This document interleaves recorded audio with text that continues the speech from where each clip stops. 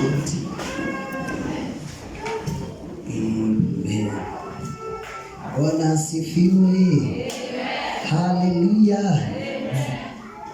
First of all, I want to thank God and His servant for the privilege. Yeah, it's a privilege to be given a service. Hallelujah. It's a great privilege. So we are on our month New Destiny chapter. It has been, so that's what I will be talking about. Nitakuwa nazungumza kuhusu hatima, kurasa mpya za hatima. So if you are writing down, you can start. I will start by definition. Kuelezea. Nitaanza sasa kuelezea. So destiny, what is destiny? Hatima ni nini? What is destiny? Hatima ni nini? So we can simply say, tunaweza sema it is God's plan for our lives.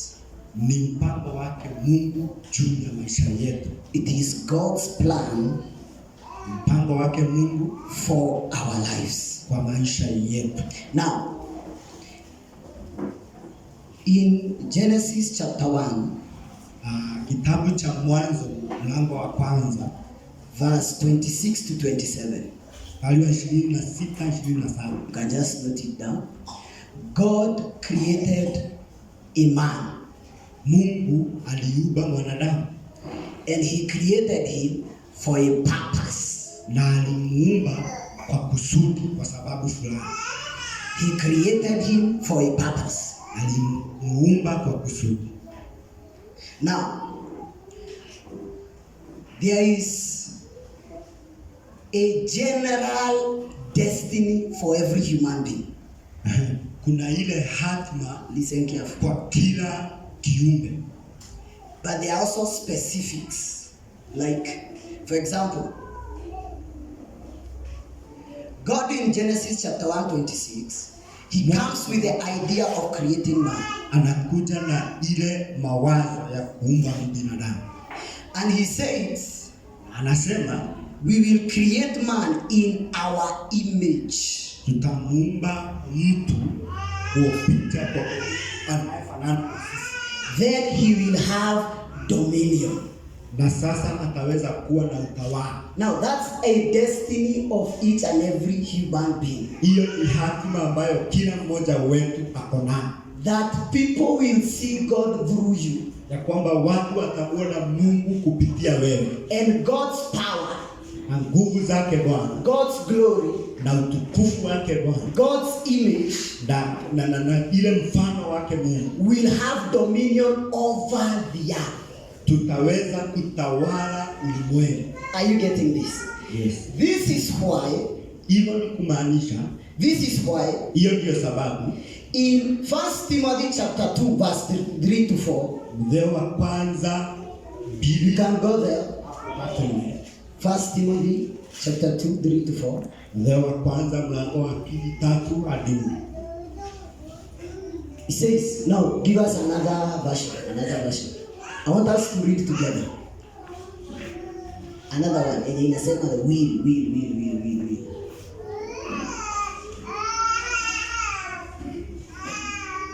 Okay. You have King James? Yes. Let's read this one. Everybody, let's read. For this is good and acceptable in the sight of God our Savior. Let's go to verse 4. Who will have all men to be saved and to come unto the knowledge of the truth. You see that? Who will have all men. So there is a general destiny of every human being. Kwa hivyo kuna haki ya kila kiumbe, kila ili yetu sisi wote. Inasema number 1, watu kuokoka. And number 2, watu kumjua Mungu. That is, people will know God and walk in it. Watu watamjua Mungu na wataishi ndani yake. Now listen carefully. So the specific, there is a general ya kila mtu. na kuna yako wewe peke yako. So hii specific, hii yako binafsi, it leads to the general, inakuongoza kwa ile ya watu wote. Wacha nielezee. For example, we have the man of God over this church, sindio? He is doing this. Yeye anafanya hivi. But we have another man of God, lakini tuko na mtu mwingine wa Mungu in Dubai, aliye huko Dubai. Both of them are pursuing a specific destiny. Wote kuna hatima fulani wanakimbizana nayo. But it is ending at one point. Lakini inamalizia mahali pamoja. That all men will be saved. Ya kwamba watu wote wataokolewa. And come to the knowledge of the truth. Na wataweza kujua ukweli. Now this is very important. Na hii ni muhimu sana. Because as a Christian, kwa sababu kama Mkristo, you have to be mission minded.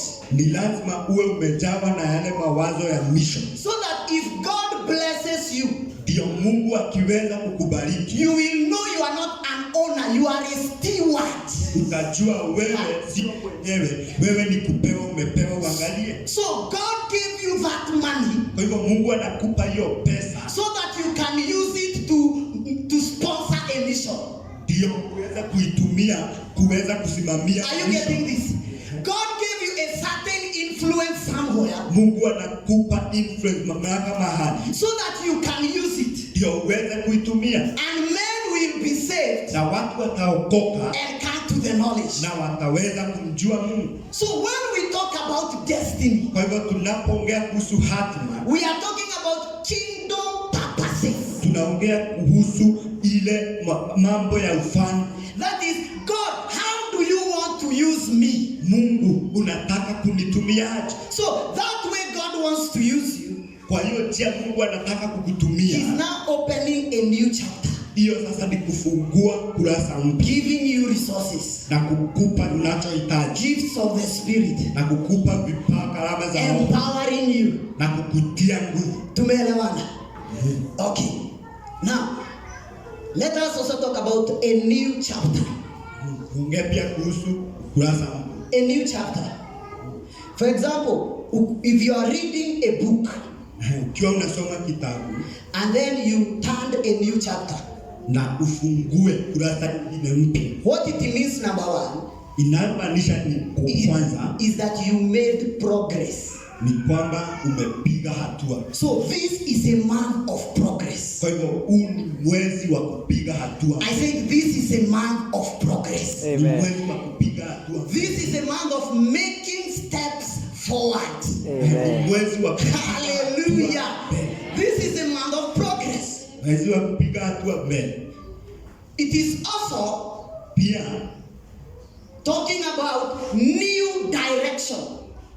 Pia ni mwelekeo mpya. New direction. Mwelekeo mpya. And also moving. Na pia kuweza kutembea. Now Deuteronomy chapter 2 verse 3. Let's run there. Deuteronomy chapter 2 verse 3.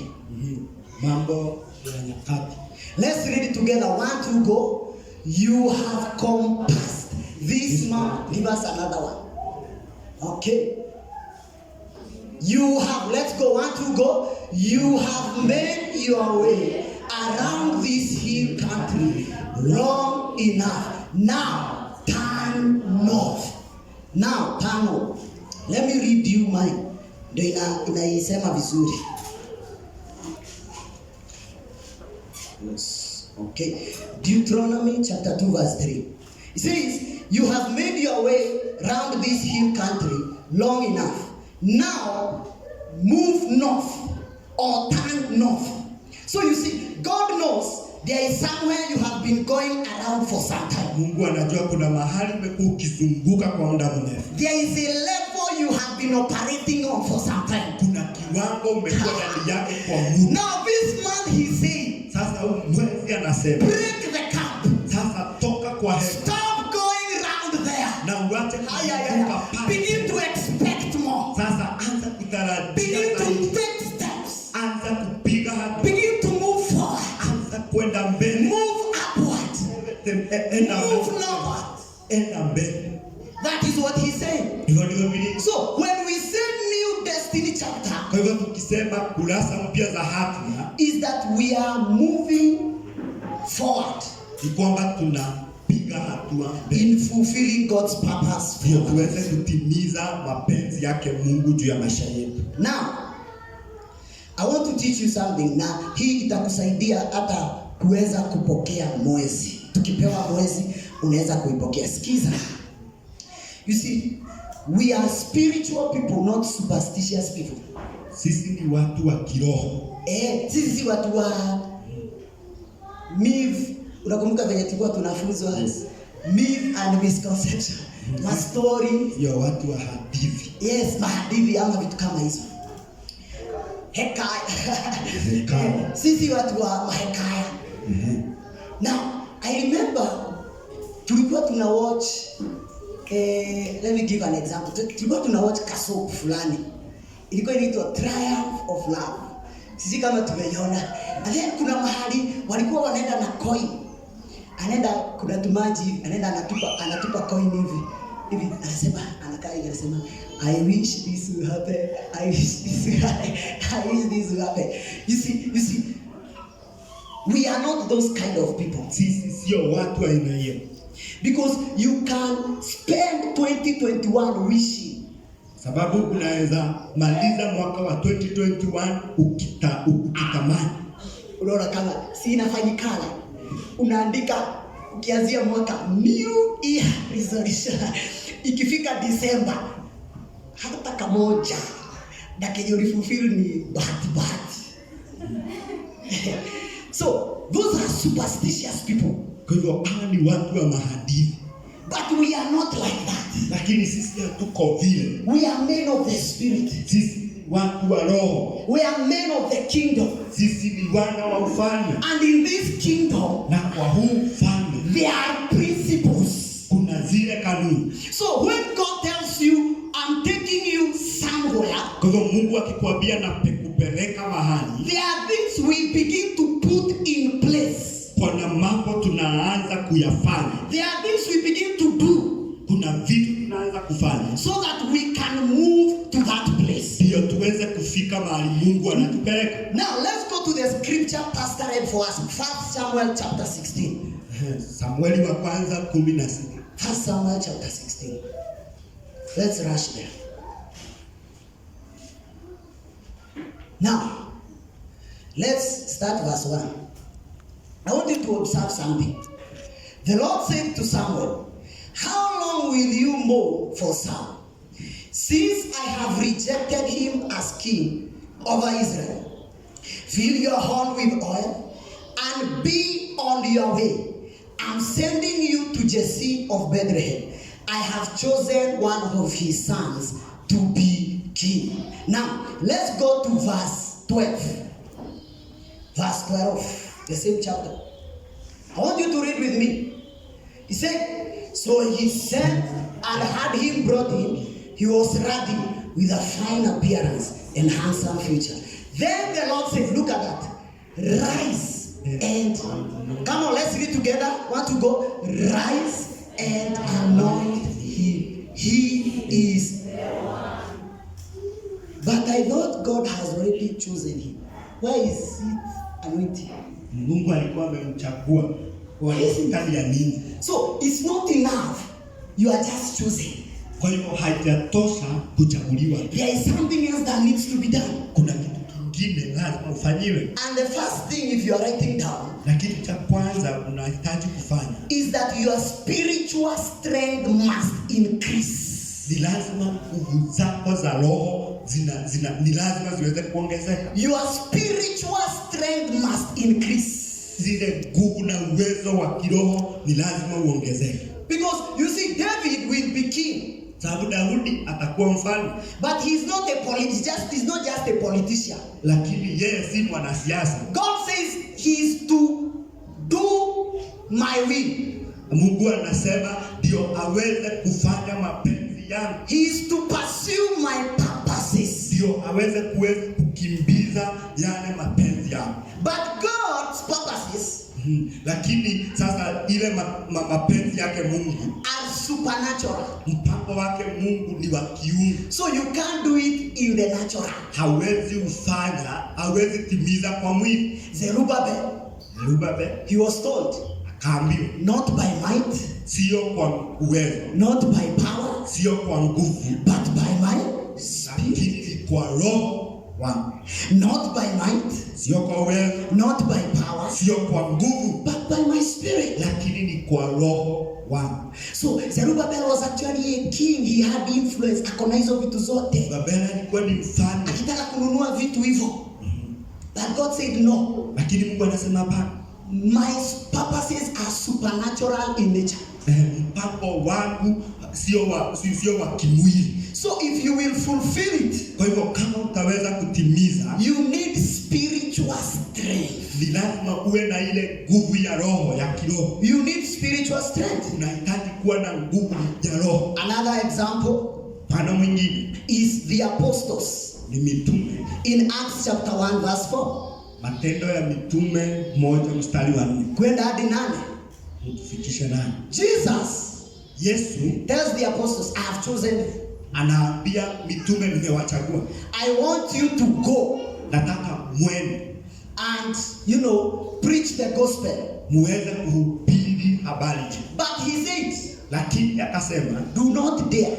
Lakini msithubutu. Wait. Msitoke, ngojeni. Until you are endued. Hadi muweze kujaza with power na nguvu from on high. Kutoka juu. He said, yes, I have chosen you to do this. Akasema, nimewachagua mfanye hivi. But you need spiritual strength. Lakini unahitaji kuwa na nguvu za roho. And I believe, na naamini, that this is something many Christians are ignoring in our time. Ya kwamba hiki ni kitu watu wengine wanadharau kwa maisha yetu. Tumekuwa watu wa mipango, na mipango ni mzuri. Tumekuwa watu wa unajua kucheza hivi vitu, but listen, haiwezekani bila nguvu ya Mungu. Haiwezekani bila nguvu ya Mungu. Hii kitu tunafanya ni spiritual. It's not that, wacha nikwambie, unaona, for example, I'm planning hizi birthday ya kwanza kufanya. Kuna birthday zingine tumefanya. Unaweza panga kapati tu hivi. Uite watu wakuje. Upange kesha. The same venue. The same people. The same time. Uwaite wakose kukuja. Because what we are doing is not just in the natural. Kwa sababu tunayofanya sio tu yanayoonekana kwa macho. Paul told them, he said, we don't wrestle against flesh and blood. Vita vyetu sio vya nyama na mwili. Our battle is spiritual. Vita vyetu ni vya kiroho. So if you don't build spiritual strength, kama hutakuwa na nguvu ya roho, don't expect to go. Hata ukienda utarudishwa. Usitarajie kwenda. Hiyo ni kweli. Hamjaona mtu anaenda amepaa. We have seen them. They blowed in, blowed up and blowed out. Wanapanda alafu wanatoka. Why? Because this thing is spiritual. Kwa sababu hii mambo ni ya roho. You have to learn to command things in the spirit. Ni lazima ujifunze kuamrisha mambo. If you are going to see it in the flesh, kama utaweza kufanya mambo kwa ulimwengu. For example, kuna hii mfano mzuri sana. Sikiza. Yesu akaenda mlimani kuomba na Peter na James na John. Wakaacha hao wanafunzi wengine huko chini. Mzee fulani akakuja na mtoto wake. Akaletea hao wanafunzi.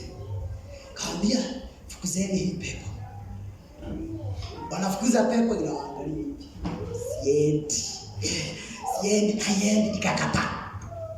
Yesu sasa wakashuka, sasa wakatoka maombi. Walikuwa maombi, wakashuka.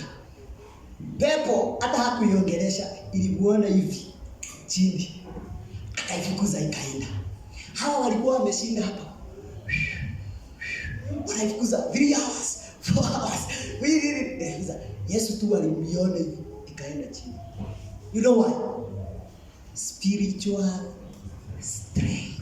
Ni ile nguvu ya kiroho, spiritual strength. nguvu ndani ya Wakamuuliza Yesu, kuliendaje? Kuliendaje? Akawaambia, this one goes by prayer and fasting. So what is the difference? Me nimecharge, nyinyi mko kule ni doma kule. Me have been charging. Mimi nimekuwa nikiweka moto. And this is something we need to identify. Hili lazima tuweze kugundua that if I am going to live for God, kama nitaweza kuishi kwake Mungu, and I will fulfill his purposes in my life, na nitatimiza mpango wake juu ya maisha yangu, ni lazima build spiritual strength. Ni lazima niweze kujenga roho. Hiyo ni lazima. Ni lazima. So hii mwezi my destiny ni chana. Hivyo ni kusema even my prayer life another gear. Praise the Lord. Amen. How I serve in church. Praise the Lord. Amen. Bwana asifiwe. Amen. Ile masaa nakuja kanisa. Bwana asifiwe. Amen. The kingdom of God does what? Suffers violence. And the violence take it by. So if you are going to partake of this kingdom, anything in this kingdom, you need to apply force. Force.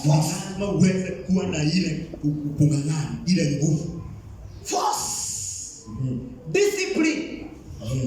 Unasema asubuhi naamka 6, naenda kazi saa 1, si ndio? Wake up at 5. Study the word, pray, listen to the word, talk a word. You need to put another gear. Ni lazima uweke gear nyingine, ubadilishe gear. Do you know, wacheni niwaambie kitu. Mungu, sikizeni. Mungu haishi kwa wakati. Lakini mbona kuna kuwaga na seasons and times? The reason kuna kuwaga nayo ni juu Mungu anakutayarisha. Let me tell you, God has always been ready to bless you, to lift you. Hakuna kitu ati Mungu anangojea appointment ati. No, God is all powerful. He's always ready. Amejitayarisha. He's always ready. Ako tayari.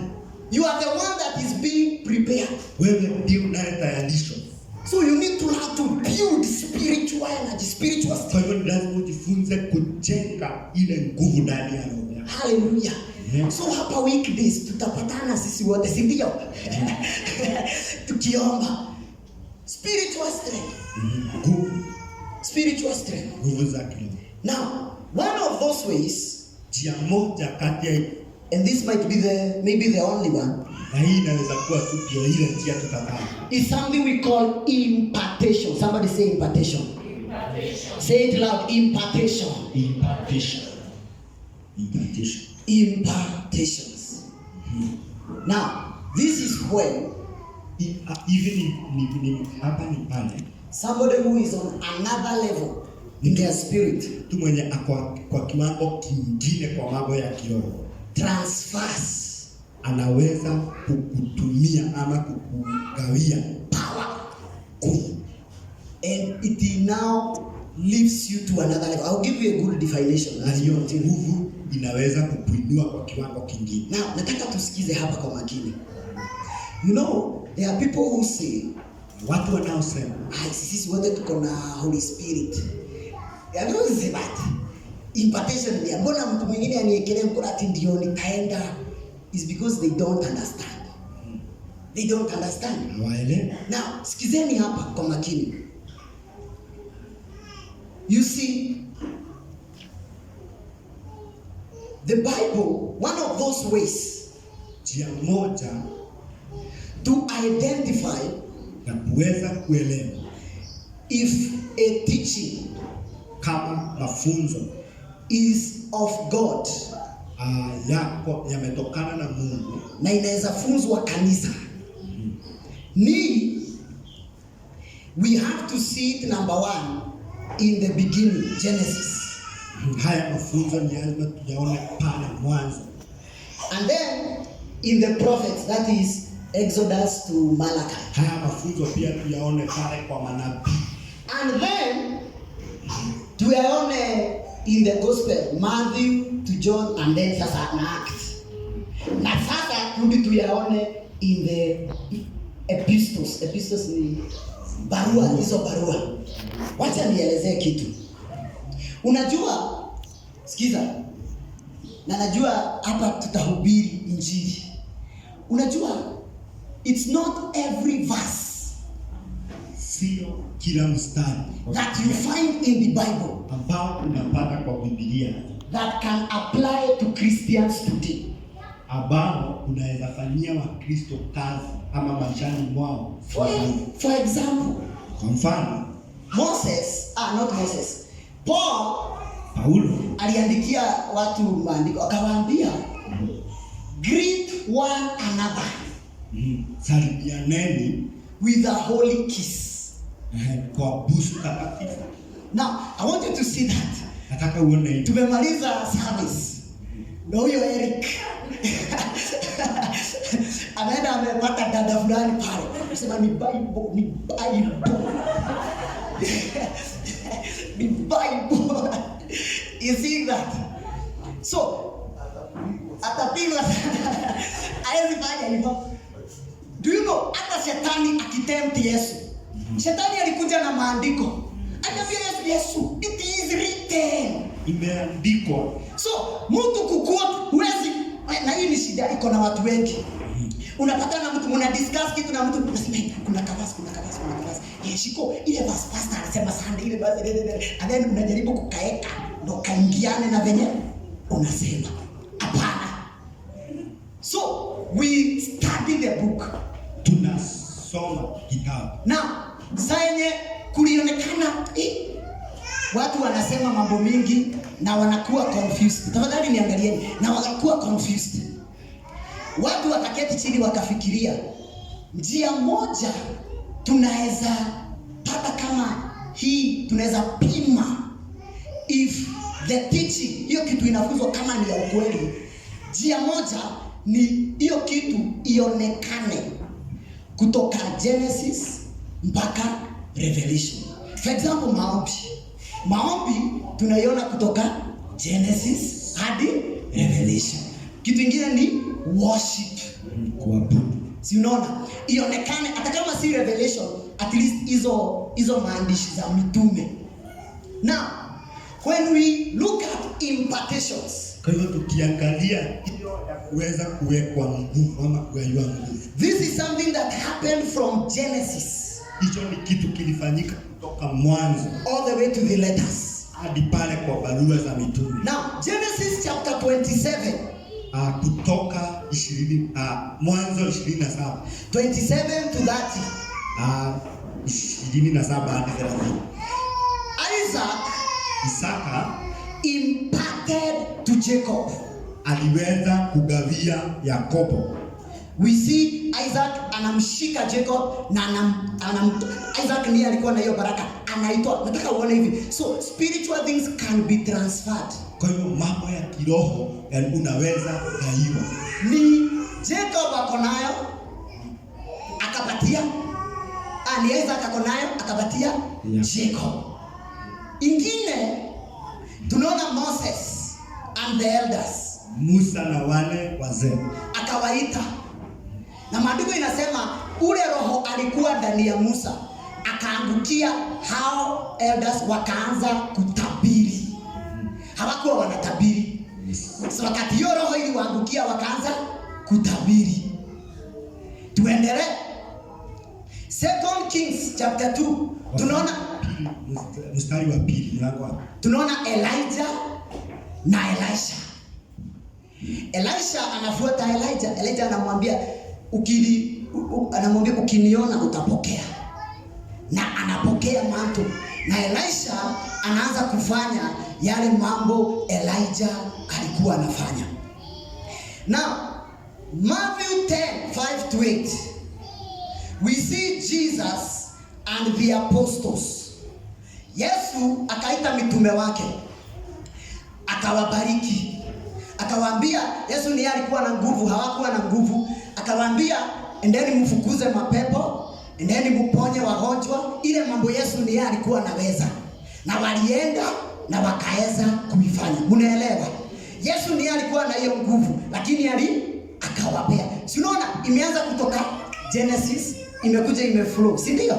Tuendelee. Tuone kama impartation inafanyika kwa Christians. Tuendelee. And then tuende the book of Acts chapter 13 verse 3. Huu ni Paul. Paul alikuwa hadi ameona Yesu, lakini alihitaji kuwekelewa mkono hata yeye. Aliwekelewa mkono, akafanyiwa impartation. Ndio sasa wakatumwa. Mnaona? Hivyo msidanganywe. Tuendelee. Romans 1:11. Paul anawaambia nitakuja ndio niweze kuwapea vipaji. I will impart to you gifts. Ndivyo aliwaambia. And then we also see Timothy 1:6. Paul says fan into flame. Twende hapo maybe 2 Timothy 1:6. 2 Timothy 1:6. Sema, for this reason I remind you to fan into flame the gift of God which is in you. How? Through the laying on of my hands. So wacheni niwaulize sasa, impartation inafanyikaga? Hawa ndio Timothy alikuwa na roho, lakini bado aliekelewa akapokea. Umeelewa? Na sitaendelea na ingine. So this is a month that I'm believing God. Mwezi ninaoamini Mungu That we will receive impartations. Tutaweza kupokea nguvu. Now, impartations happen through teaching. Kwa hivyo hiyo kubaiwa nguvu inafanyika kwa kufunzwa, kuwekelewa mkono, kutabiriwa, na hayo mambo yote. Na wacha niseme hivi. Ndio maana unaonaga ukikosa kukuja church, hata tule tudhambi ulikuwa unashinda rahisi, imeanza kuwa ngumu. Unajua mbona? Mungu amepea his servant, he is carrying something for you. Amebeba kitu kwa ajili yako. So the moment anahubiri hivi, ni neema anawagalia. Ni neema tunakuwa tukigawiwa. Ukiwa umeketi hata si information tu, kuna kitu spiritual ina happen ndani yako. Unagawiwa neema. So unaenda hiyo wiki uko na nguvu. Unaweza kuomba, lakini wacha kukuja kanisa. Utaona. So this is a month that I believe we will have open hearts towards God's servant. Hii ndio niliongozwa niongelele. Kuna zingine kuna maombi, hiyo mambo yote na tutaifanya na najua itaongelelewa. Lakini hii ndio niliongozwa. That hii mwezi tufunguke kwa mioyo yetu. Tufunguke na tukubalishe the ministry of pastors in our lives. The ministry of pastors. After Jesus gave people the Holy Spirit, the Bible says he gave gifts to men. He gave apostles, prophets, pastors, and evangelists for the beauty of the saints. So nimewafunza one practical, tusikue watu wa mahadithi kama venye Kinyanjui alikuwa anasema ati naenda new destiny. No, this is something practical na ina apply kama ili apply kwa watu wote, si ni huyu Mungu tu. Yes. So this man we receive from God's servants. Kwa hivyo mwezi tunapokea kutoka kwa watumishi wake Mungu. Because they are given to us by Jesus. Kwa sababu Yesu pia alitupa wachungaji. And we are built up na tunajengwa to walk in destiny new chapter. Yeah. Hallelujah. Put your hands together and celebrate Jesus. When encounter God's servant. Ni kuweza kukutana na watumishi wake Mungu. And that is the way Karen has spoken. Na hivyo ndivyo Karen amenena. Actually it is here. One of the way Destiny New Chapter open is encountering God's servant. That was one of the pengine ulipitia tu. Hallelujah. Wacha nikwambie. In this earth Pastor Duncan, wauli mwe kama kuna chapter mpya itafungukia, tutaangalia mambo mengine, but one way ni hiyo Caleb amezungumza, man of God, encountering man of God. Angalia David, he had to encounter Samuel for his new chapter. Angalia Elisha, he had to encounter Elijah for his new chapter. Kuna ile nitahubiri wakati mwingine kuhusu yule donkey alikuwa amefungwa. Biblia inasema Yesu akatuma wanafunzi wake wawili, the apostles, akawaambia endeni mfungue chapter mpya kwa huyo donkey, mfungue na mumuachilie kwa destiny. Let me tell you, ukijua mtu ako na destiny yako, your destiny new chapter, usichezee huyo mtu, kwa sababu Mungu atahakikisha you will never go to any other chapter unless that man speak a blessing, or unless that person releases you to the new chapter. So it's very, very important that message Caleb has spoken. Mimi imeniingia kabisa, because I know. Unajua Eric, mnajuaga ni kwa nini naheshimu Jio sana? Tukiwa na hawa, Jio akipiga ni kama dunia inaisha. Wote wanatoka, mimi niongee na yeye. Mimi afadhali nikose uga. My wife is a witness. Afadhali kwako kukose kitu. Lakini tithe ama kitu Jio ameitisha, I always make sure I do it. Do you know why? I have voice. Ninajua yule akona my destiny new chapter ni huyu mtu. Na ndiye Mungu amenichagulia, na niye watoto. Na ni yeye akona my destiny new chapter. Let me tell you, utazunguka, utajaribu, utajikuta the same points, unless the way you value the anointed. Value the anointing. The anointing you honor, it is the anointing that works for you. Yes. The anointing you respect. Na watu wengine wana complain, mbona mimi sioni Mungu, mambo yote ni kusubuka, ni nini? Hapana, kunalingana the way you value God's servant. There are people who can do anything. Kama vile unaweza fanya mama mwingine, mzee mwingine, you can do anything to the anointed. Let me tell you, unaendelea kujiweka piku, unaendelea kufuga mambo yako.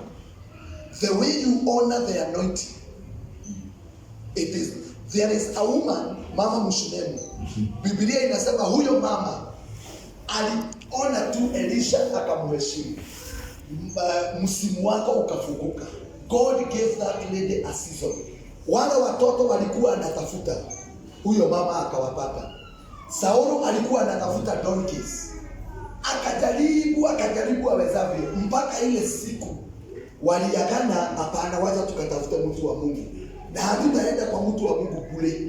Walipofika kwa mtu wa Mungu, immediately mtu wa Mungu akatangaza, zile donkeys unatafuta already zimepatikana.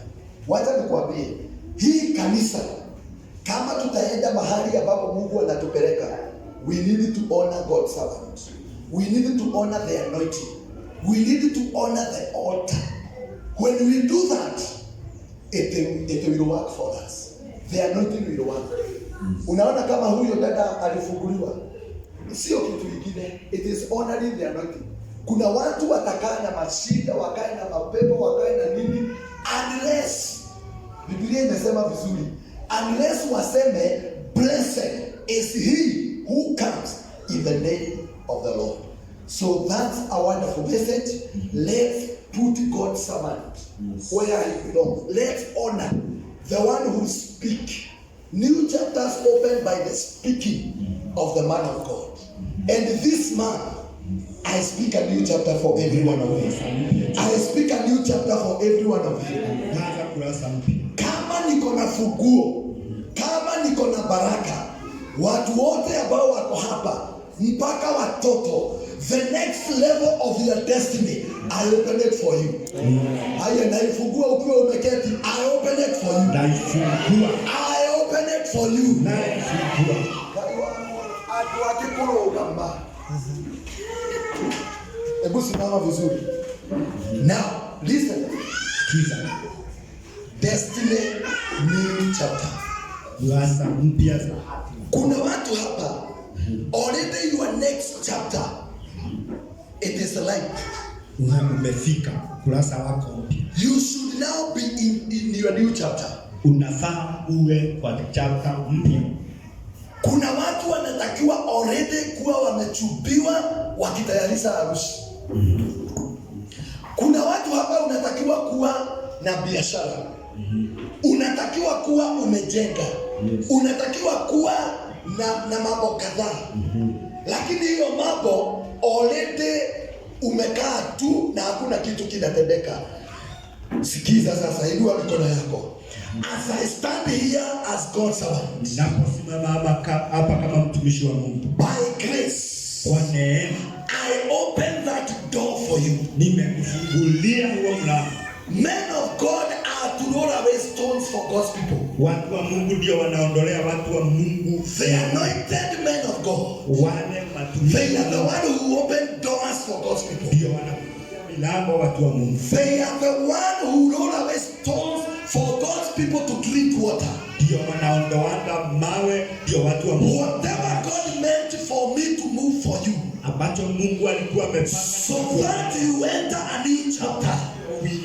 I stand in this exalted altar. I stand in God's presence. I open that door for you. I roll away that stone for you. I roll away that mountain for you. I remove all the barriers. I remove all the barriers. I break all manner of limitation. Enter your new chapter. Enter your new chapter. Enter your new chapter. Enter your new chapter. God told Samuel, Mungu akamwambia Samuel, fill your horn with oil. Jaza pembe yako na mafuta. Fill your horn with oil. Ujaze pembe yako kwa mafuta. And go anoint David. Na uende uweze kumjia the new chapter. Ukurasa. Lift up your hands. Inua mikono yako. In the name of Jesus. Jina la Yesu. I anoint you David. Your David can be that money. Your David can be any that solution. Your David can be that company. Your David can be that door. As I stand in this altar, prophetically, I anoint you a new chapter. I anoint you a David. I anoint you a David. I anoint you a new chapter. In the name of Jesus. I anoint you a new company. I anoint you a new job. I anoint you a new customers. I anoint you a new season. Receive it now. Receive it now. Receive it now. The David who should marry you right now. I go to the wilderness where he is hidden. I anoint him for you. Let him manifest. Let him manifest. Let him manifest. Let him manifest. Let your David manifest. The one who has your blessing. The one who has your car. The one who has your money. Your destiny helpers. I anoint them for you now. I anoint them for you now. Come out to your next chapter. By this anointing, very fast. Chukueni hizo sahani kwa haraka. By this anointing, hey, the move of God is here already.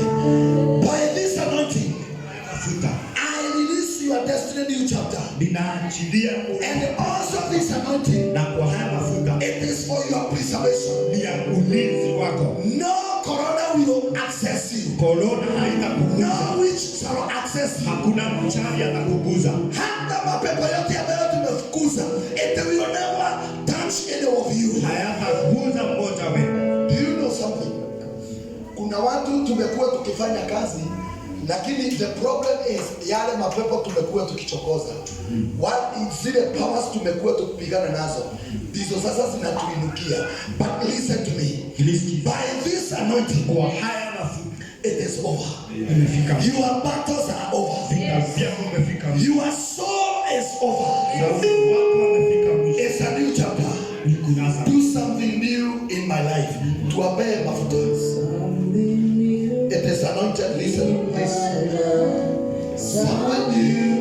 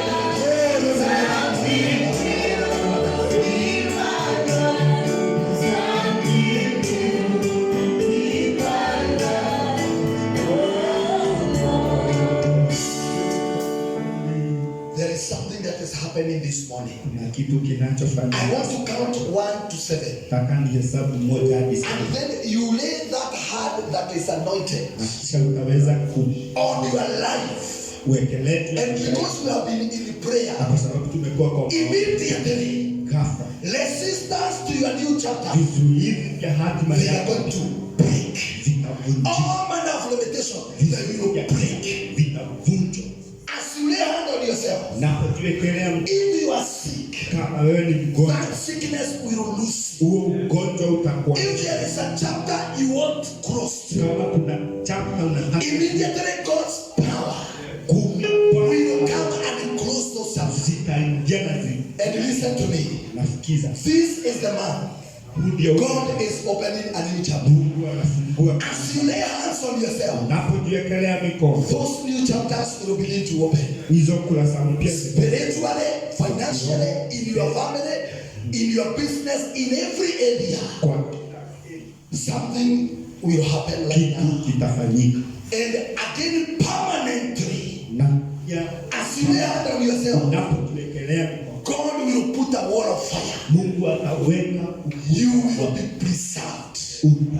touch not my anointed. Usiguze aliye. Lift up that hand right now.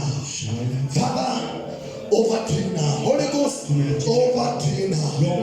Holy Ghost, over to you now. Get ready, get ready, get ready. Holy Ghost, over to you now. Holy Ghost, move from this altar now. Let the fire of God move from this altar right now. Let the fire move. Let the fire fall. Let the oil of joy fall. Let the fire fall. Let the fire fall. Let the fire fall. Okay, 1, 2, 3, 4, 5, 6. Get ready now. 7. Welcome to now.